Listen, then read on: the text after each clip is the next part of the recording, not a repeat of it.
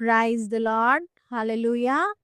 ఈరోజు దేవుని వాగ్దానము సామెతల గ్రంథము 4వ అధ్యాయము 5వ వచనము.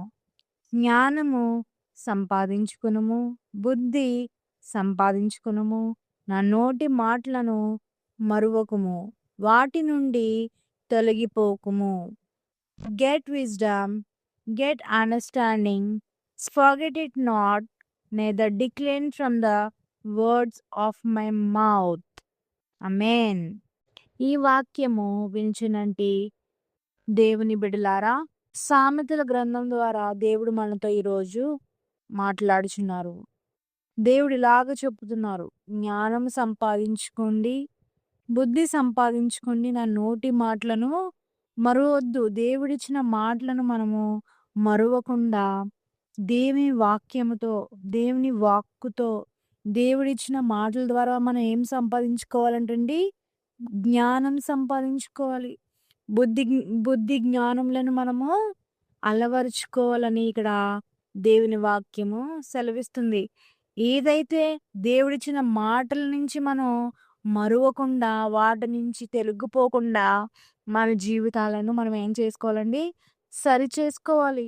దేవుడు మాట్లాడుచున్నాడు, ఆది యందు వాక్యము నేను, వాక్యము దేవుడై ఉండెను, ఆ వాక్యమే శరీరధారి అయి ఈ లోకానికి వచ్చిందండి. మెస్సే గారు దేవుడు మరి తన కుమారుడైన మెస్సే గారిని మన కొరకు పంపి ఉన్నారు. ఆయన ఈ లోకానికి ఏం చూపారండి? వెలుగును ప్రకటించారు, గొప్ప సత్యాన్ని ప్రకటించారు. వాటి నుంచి మనం తొలగిపోకూడదని దేవుని వాక్యము సెలవిస్తుంది. అందుకే అంటున్నాడు సామెతలు రాసిన మరి సొలొమోను, జ్ఞానం సంపాదించుకోండి, బుద్ధి సంపాదించుకోండి, దేవుని మాటలను మరవకండి, దేవుని మరవకండి, దేవునికి కృతజ్ఞతాస్తుతులు నిత్యము, ప్రతినిత్యము, ప్రతి దినము కూడా చెల్లించండి అని దేవుని వాక్యం సెలవిస్తుంది.